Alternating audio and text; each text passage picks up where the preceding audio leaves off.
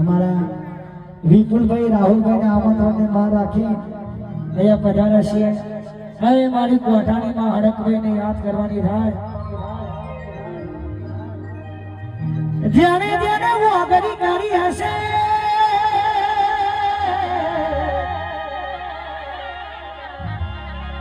એનો હિસાબ હું નહીં લઉં, પણ મારી કોઠાની હડકભાઈ એ મારા ચરાડા ગોમનું હાથું માવત એ મારું નામે